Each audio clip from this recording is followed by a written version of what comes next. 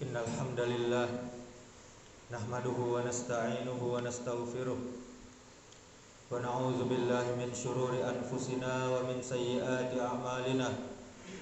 May yahdihillahu fala mudilla lahu wa may yudlil fala hadiya lahu. Asyhadu an la ilaha illallah wahdahu la syarika lahu wa asyhadu anna Muhammadan abduhu wa rasuluh. Ya ayyuhalladzina amanu taqullaha haqqa tuqatih wa la tamutunna illa wa antum muslimun. Ya ayyuhan nasu taqu rabbakumul ladzi khalaqakum min nafsin wahidah wa khalaqa minha zawjaha wa bassa minhuma rijalan katsiran wa nisaa'a wattaqullaha alladzi tasaaluna bihi wal arham innallaha kana 'alaikum raqiba. Ya ayyuhalladzina amanu taqullaha wa qulu qawlan sadida yuslih lakum a'malakum wa yaghfir lakum dzunubakum wa may yuti'illaha wa rasulahu faqad faza fawzan 'azima. Amma ba'du fa inna asdaqal haditsi kitabullah wa khairal hadyi hadyu Muhammadin sallallahu alaihi wasallam wa syarrul umuri muhdatsatuha wa kullu muhdatsatin bid'ah wa kullu bid'atin dhalalah wa kullu dhalalatin finnar. Kaum muslimin jamaah Jumat rahimakumullah, kita bersyukur kepada Allah Subhanahu wa taala atas segala nikmat yang Allah berikan kepada kita, nikmat sehat, nikmat iman dan Islam, sehingga kita dapat berkumpul di masjid yang sama-sama kita cintai ini dalam rangka bertaqarrub kepada Allah, mendekatkan diri kita kepada Allah Subhanahu wa taala, yaitu melaksanakan perintah Allah salat Jumat. Kemudian kita memperbanyak syukur kepada Allah Subhanahu wa taala agar Allah selalu menambah nikmatnya kepada kita. Itu janji Allah. La in syakartum la azidannakum wa la in kafartum inna azabi lasyadid. Kata Allah, jika kalian bersyukur akan aku tambah nikmat kepada kalian, dan jika kalian kufur, kalian tidak mau bersyukur, maka tunggulah azab yang sangat pedih. Kemudian marilah kita memperbanyak salawat kepada Nabi kita Muhammad sallallahu alaihi wasallam. Allahumma shalli ala Muhammad wa ala ali Muhammad. Rasulullah adalah suri tauladan kita, contoh kita dalam beribadah kepada Allah Subhanahu wa taala, dalam berakhlakul karimah, akhlak yang mulia. Semoga salawat kita tersambung kepada anak cucu Nabi, istri-istri Nabi, dan para sahabat Nabi, dan juga orang-orang yang mengikuti mereka sampai hari kiamat. Kemudian marilah kita selalu meningkatkan keimanan dan ketakwaan kita kepada Allah Subhanahu wa taala dengan cara melaksanakan perintah Allah dan menjauhi apa-apa yang Allah larang. Saudaraku kaum muslimin jamaah Jumat rahimakumullah, perbedaan orang pintar dan orang bodoh ternyata bisa dilihat dari bagaimana cara mereka mengisi kehidupan. Menurut ilmu syariat Islam, orang pintar dan orang yang bodoh tidaklah sama. Dalam sebuah hadis, Rasulullah sallallahu alaihi wasallam pernah bersabda, "Al-kayyisu man dana nafsahu wa amila lima ba'dal maut, wal ajizu man atba'a nafsahu hawaha wa tamanna 'ala Allahil amaniyya." Yang artinya, orang pintar adalah siapa saja yang menundukkan jiwanya untuk melakukan ketaatan kepada Allah Subhanahu wa taala, dan dia selalu beramal sebagai bekal untuk kehidupan setelah kematian. Sedangkan orang yang bodoh atau lemah itu ialah siapa saja yang selalu mengikuti bisikan buruk jiwanya, dan ia berangan-angan yang sangat tinggi kepada Allah, namun tanpa disertai iman dan amal. Dalam hadis riwayat At-Tirmizi, ahli hikmah pernah berkata, engkau berharap keselamatan dunia dan akhirat, tetapi engkau tidak mengikuti jalan-jalan keselamatan. Tuntunan zaman, saudaraku, dan semakin canggihnya teknologi menuntut generasi muda untuk bisa melek akan hal itu, sehingga orang tua pun berlomba-lomba bagaimana bisa menjadikan anaknya pintar urusan dunia, pintar komputer, pintar gadget, pintar HP, dan lancar bercuap-cuap ngomong bahasa Inggris. Namun sayangnya karena porsi yang berlebih terhadap ilmu dunia, sampai-sampai karena anak mesti belajar di tempat les pada sore hari, kegiatan belajar Al-Quran pun jadi lalai, jadi terlalaikan. Lihatlah, tidak sedikit dari generasi muda saat ini tidak bisa membaca Al-Quran.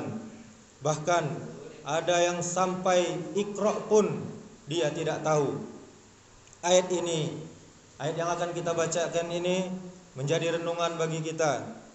Allah Subhanahu wa taala pernah berfirman, "Ya'lamuna zahiran minal hayatid dunya wa hum 'anil akhirati hum ghafilun."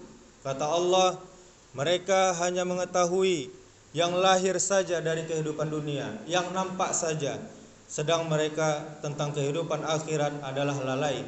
Dalam surah Ar-Rum ayat 7. Sahabat Ibnu Abbas radhiyallahu anhu mengatakan mengenai maksud ayat tadi, yang dimaksud adalah orang-orang kafir.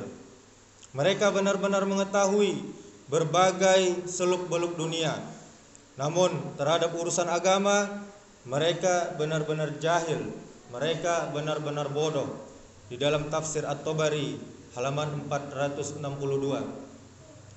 ilmu mereka orang-orang kafir hanyalah terbatas pada dunia saja, namun mereka tidak mengetahui dunia dengan sebenar-benarnya. Mereka hanya mengetahui dunia secara lahiriah saja, yaitu mengetahui kesenangan dan permainannya saja.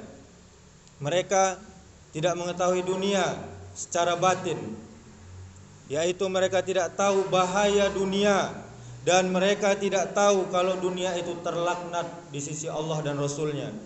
Mereka memang hanya mengetahui dunia secara lahir, namun tidak mengetahui kalau dunia itu akan fana, akan berakhir, akan sirna. Mereka mengetahui yang zahir, yang nampak saja dari kehidupan dunia, yaitu mereka mengetahui bagaimana mencari penghidupan melalui perdagangan, pertanian, pembangunan, bercocok tanam, dan selainnya. Sedangkan mereka terhadap akhirat benar-benar lalai.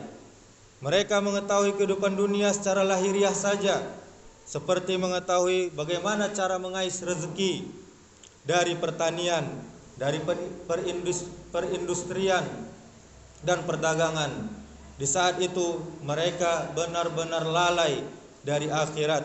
Mereka sungguh lalai terhadap hal yang wajib mereka tunaikan dan harus mereka hindari, di mana penunaian ini akan mengantarkan mereka selamat dari siksa neraka dan menetapi surga Ar-Rahman. Kebanyakan manusia, saudaraku, tidak mengetahui hal-hal yang akan membahagiakan mereka di akhirat. Mereka pun tidak mengetahui akidah yang benar dari syariat yang membawa rahmat ini, syariat Islam ini. Padahal Islam seseorang tidak akan sempurna dan tidak akan mencapai kebahagiaan kecuali dengan mengetahui ilmu-ilmu agama. Bagaimanakah pengetahuan mereka terhadap dunia yang batin atau tidak tampak? Mereka tidak mengetahui. Sebagaimana pula mereka benar-benar lalai dari kehidupan akhirat. Mereka tidak membahas apa-apa saja yang dapat membahagiakan dan mencelakakan mereka di akhirat kelak. Kita berlindung kepada Allah Subhanahu wa taala dari hal semacam ini yang membuat kita lupa akan negeri yang kekal abadi, yaitu akhirat, di mana di sana ditentukan siapakah yang akan bahagia, siapakah yang akan sengsara.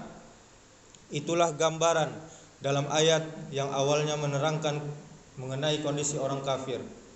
Namun keadaan semacam ini, saudaraku, pun menjangkiti kaum muslimin. Mereka lebih memberi porsi pada ilmu dunia, porsi yang lebih besar, sedangkan kewajiban menuntut ilmu agama menjadi yang terbelakang, nomor sekian. Lihatlah kenyataan di sekitar kita. Orang tua lebih senang anaknya pintar komputer daripada pintar membaca Iqra atau Al-Quran.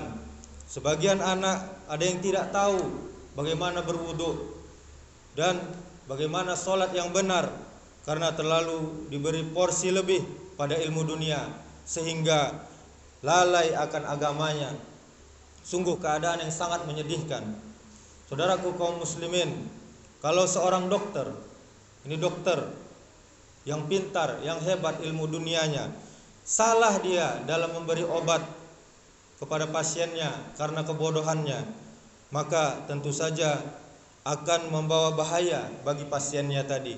Begitu pula orang yang bodoh, orang yang jahil atau tidak paham akan ilmu agama, tentu ia akan berdampak pada dirinya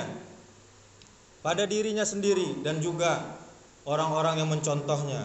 Allah Subhanahu wa taala telah memerintahkan kepada kita untuk mengawali amalan kita dengan mengetahui ilmunya terlebih dahulu.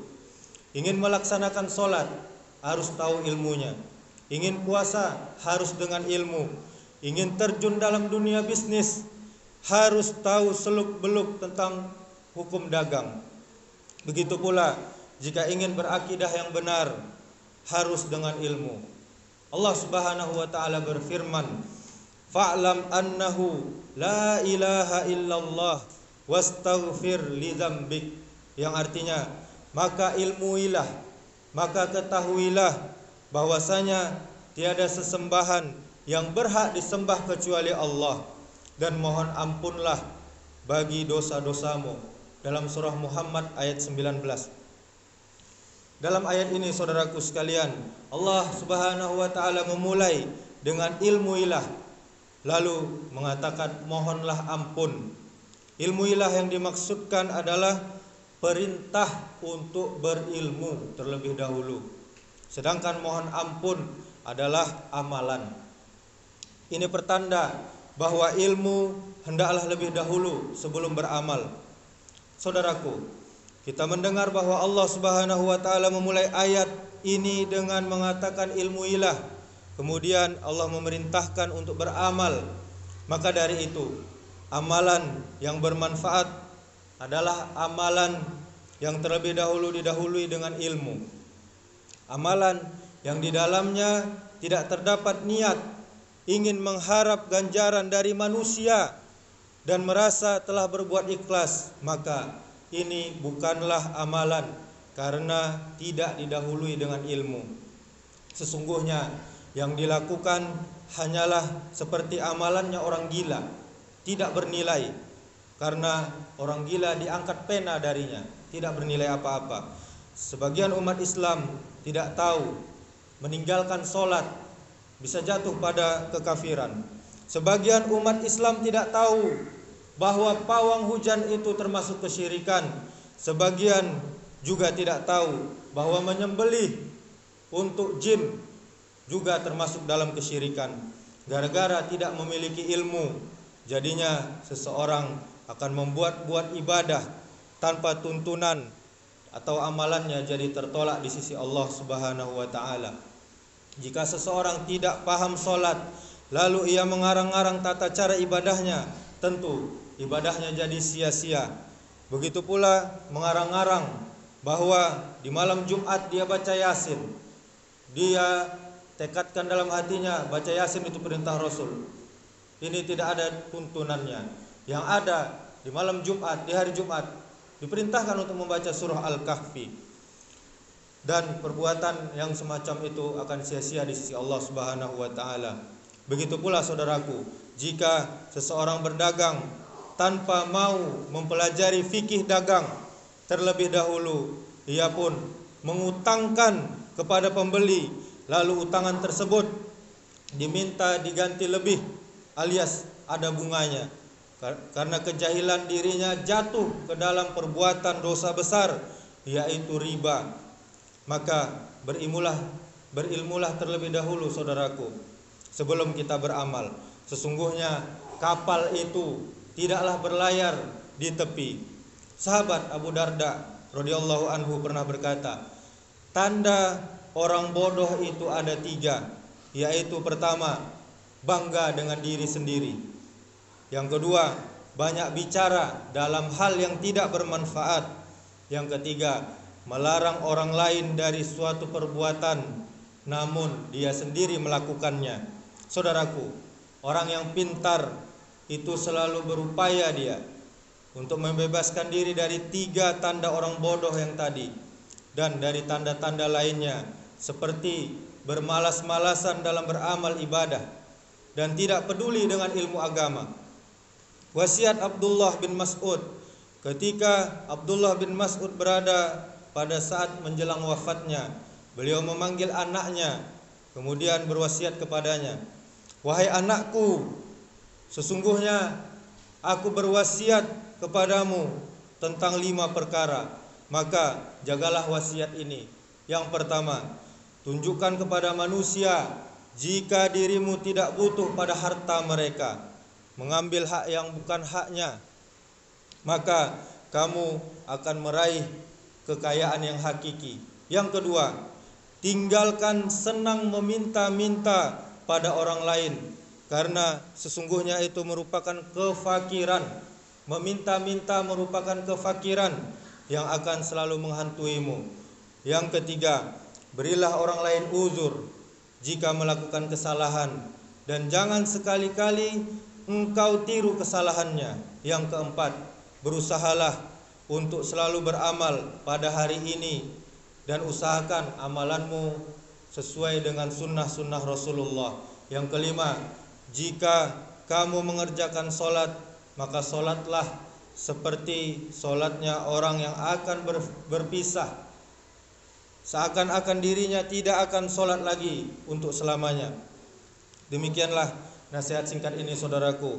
Semoga menambah semangat kita untuk belajar Islam lagi, belajar Al-Quran, belajar hadis-hadis Nabi, agar kita tidak bodoh dalam agama kita sendiri, yang sejak lahir Islam ini sudah kita peluk. Allah akan mengangkat derajat orang-orang yang beriman dan orang-orang yang berilmu. Dan juga ada nasihat emas dari Al-Hasan Basri rahimakumullah, barang siapa yang belajar sesuatu semata-mata karena Allah, maka dia akan menang. Dan barang siapa yang belajar sesuatu karena selain Allah, maka dia tidak akan mencapai tujuannya. Juga perbuatannya, pengetahuannya yang dia peroleh tidak akan membawanya lebih dekat kepada Allah Subhanahu wa taala.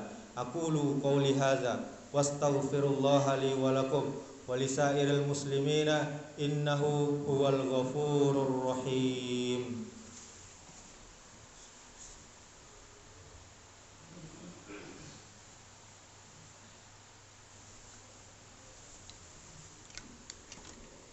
Alhamdulillah hamdan katsiran thayyiban mubarakan fih kama yuhibbu rabbuna wa yardah.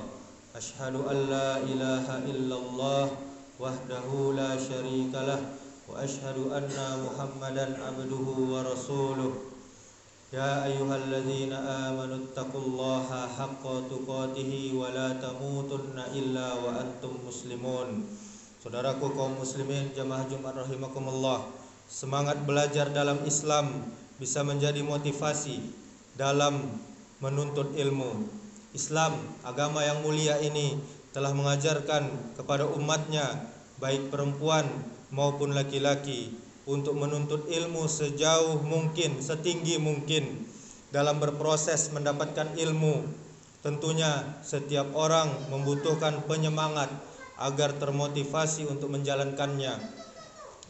Melalui kata-kata semangat belajar dalam Islam, ada makna mendalam yang bisa didapat. Kata-kata penyemangat haruslah bersumber langsung dari Al-Quran atau tokoh-tokoh Islam. Dengan begitu, kata-kata semangat belajar bisa lebih bermakna. Selain untuk diri sendiri, kata-kata semangat belajar dalam Islam juga bisa disampaikan ke sanak saudara yang sedang menuntut ilmu. Tahapan pertama dalam mencari ilmu adalah mendengarkan, kemudian diam dan menyimak dengan penuh perhatian lalu menjaganya, lalu mengamalkannya, dan kemudian menyebarkannya. Ilmu adalah kehidupan bagi pikiran. Jika seseorang mencari ilmu, maka itu akan tampak di wajahnya, di tangannya, di lidahnya, serta dalam kerendahan hatinya kepada Allah Subhanahu wa taala. Innallaha wa malaikatahu yusholluna 'alan nabi ya ayyuhalladzina amanu shallu 'alaihi wa sallimu taslima. Allahumma shalli ala Muhammad wa ala ali Muhammad kama shallaita ala Ibrahim wa ala ali Ibrahim wa barik ala Muhammad wa ala ali Muhammad kama barakta ala Ibrahim wa ala ali Ibrahim fil alamin innaka Hamidum Majid.